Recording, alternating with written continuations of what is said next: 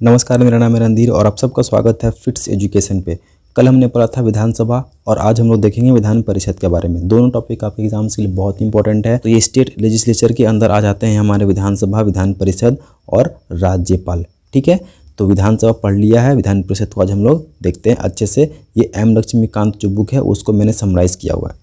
देखो, विधान परिषद जो है इसका गठन आर्टिकल 169 के तहत करना है हमको। मतलब 169 के तहत विधान परिषद का गठन राज्य में हम कर सकते हैं।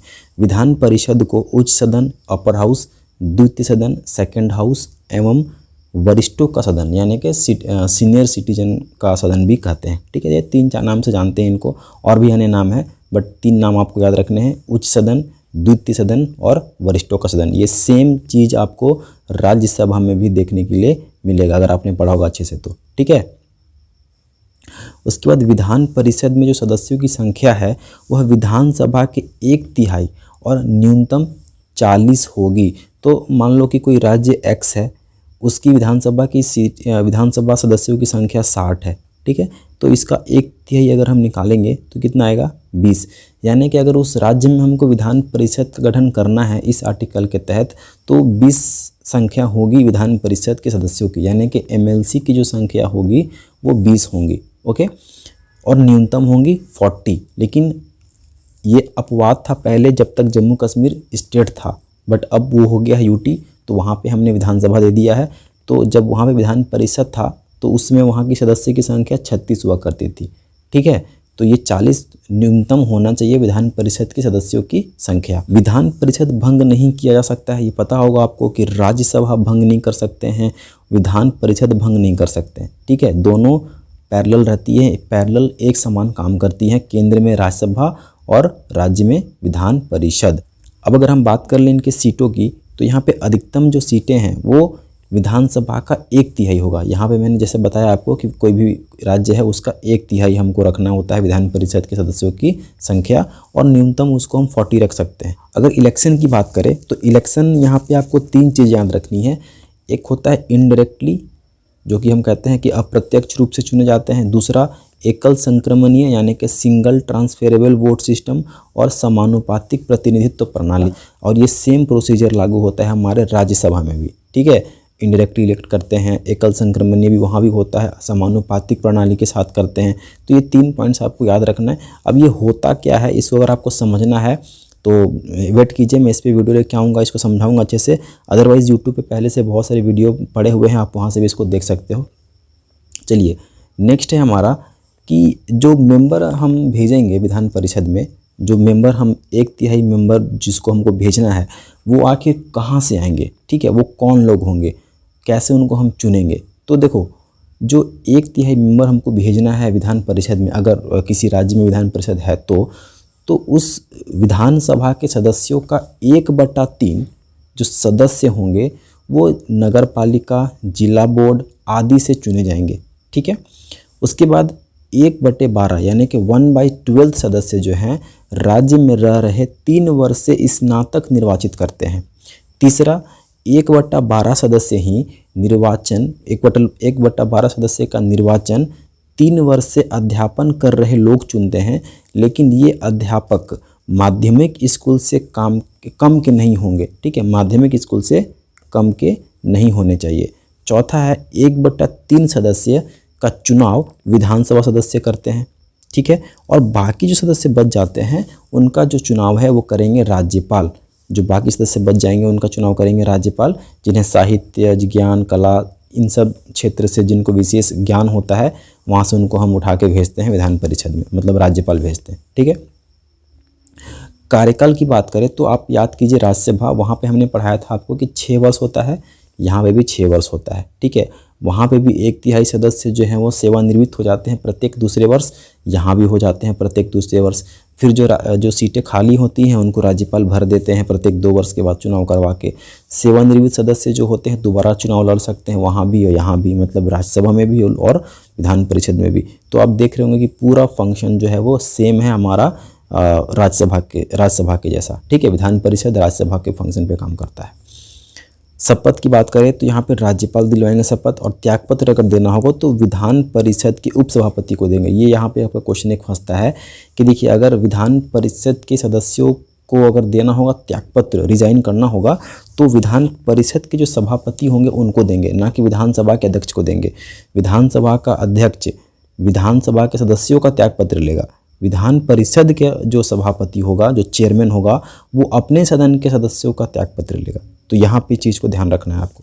देखिए, अगर हम क्वालिफिकेशन की बात करें, ये विधानसभा ने विधान परिषद होगा, ठीक है। भारत के नागरिक होने चाहिए, उम्र होना चाहिए मिनिमम 30, राज्यसभा में भी 30 होने चाहिए, ओके। पागल या दिवालिया नहीं होने चाहिए, मेंटली फिट होने चाहिए। देखिए, मेंटली फिट होने चाहिए, फिजिकली नहीं, मतलब कि शारीरिक तौर पे अगर आप फिट नहीं हैं तो चल जाएगा काम, बट मानसिक तौर पे आपको स्वस्थ होना पड़ेगा। राज्यपाल द्वारा नामित होने के लिए संबंधित राज्य का निवासी होना चाहिए। तो अभी जैसे जस्ट पिछले वाले स्लाइड से मैंने बताया था कि जो बचे हुए सदस्य होते हैं उनको नियुक्त करते हैं राज्यपाल। तो अगर आपको राज्यपाल भेज रहा है विधान परिषद में, तो आपको उस राज्य से संबंधित होने चाहिए, मतलब आप उस राज्य के होने चाहिए, ठीक है। ये बहुत ही टेक्निकल पॉइंट है, इसको थोड़ा याद रखना है आपको।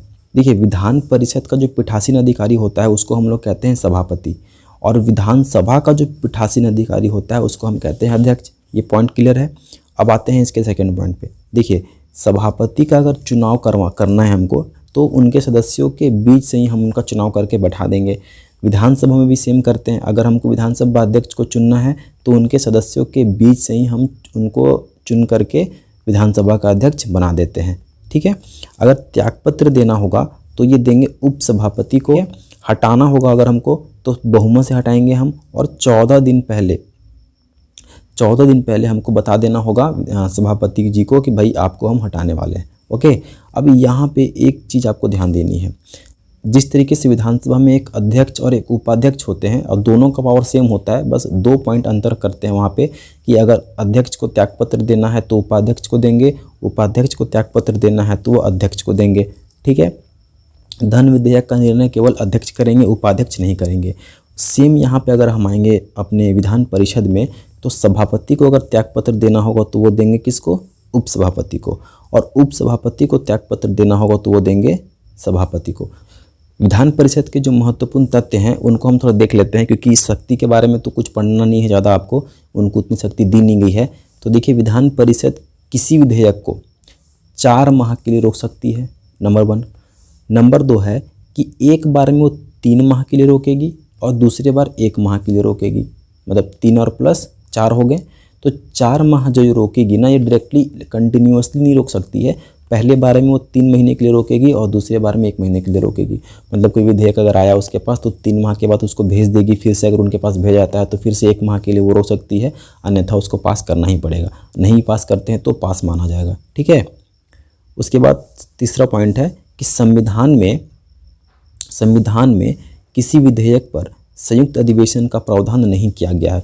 तो लोकसभा और राज्यसभा दोनों की संयुक्त अधिवेशन 108 के तहत हम करते हैं, जिसकी अध्यक्षता लोकसभा अध्यक्ष करते हैं। बट स्टेट में अगर हम आते हैं, राज्य विधानमंडल की हम बात करते हैं, तो यहाँ पे किसी भी तरीके की कोई संयुक्त अधिवेशन का प्रावधान नहीं है। ये बहुत इंपॉर्टेंट पॉइंट है, इसको स्टार मार्क कर लीजिएगा। यहाँ पे किसी भी तरीके की संयुक्त अधिवेशन का प्रावधान नहीं किया गया है, मतलब विधानसभा और विधान परिषद का संयुक्त अधिवेशन नहीं हो सकता है, ठीक है। उसके बाद है कि कोई विधेयक विधान परिषद में निर्मित हो और उसे विधानसभा अस्वीकृत कर दे तो विधेयक समाप्त हो जाता है। विधान परिषद में अगर हमने कोई बिल ड्राफ्ट किया है और उसको हम भेजते हैं विधानसभा में, तो विधानसभा अगर उसको स्वीकार नहीं करती है तो विधेयक अपने आप समाप्त हो जाता है। बट विधानसभा में कोई बिल ड्राफ्ट हुआ है, उसको हम भेजते हैं विधान परिषद में, तो इसके पास 3-4 ऑप्शन है, या तो उसको पास कर दे, या तो उसको पुनर्विचार के लिए भेज दे। फिर से अगर विधानसभा उसके पास भेजती है तो उसको पास करना ही पड़ता है, यानी अल्टीमेटली विधान परिषद को पास करना ही पड़ता है, ठीक है। तो ये पॉइंट्स थोड़ा सा आपको ध्यान देना है, यहाँ पे इंपॉर्टेंट था ये वाला। अब यहाँ पे कि इस प्रकार अगर हम देखते हैं तो विधान परिषद को केंद्र में राज्यसभा से कम अधिकार प्राप्त है। तो पॉइंट्स पढ़ने के बाद आपको पता लग ही गया होगा कि शक्ति की अगर हम बात करें तो विधान परिषद की जो शक्ति है वो बहुत कम है राज्यसभा के मुकाबले। धन विधेयक जो है वो विधान परिषद में पेश नहीं होता है, ये पता होगा आपको। कहाँ पेश होता है? विधानसभा में पेश होता है, ठीक है, विधानसभा में पेश होता है। तो ये इतने कुछ इंपॉर्टेंट पॉइंट्स थे, कैसा लगा मुझे ज़रूर बताइएगा। तो विधानसभा और विधान परिषद आपका कंप्लीट हो चुका है। फीडबैक जरूर करिएगा आप कैसा लगा वीडियो को लाइक और सब्सक्राइब करके मुझे बताइएगा, और कोई भी डाउट हो तो कमेंट करके जरूर बताइएगा। Thanks a lot, thanks for watching, subscribe fits education. Thank you so much.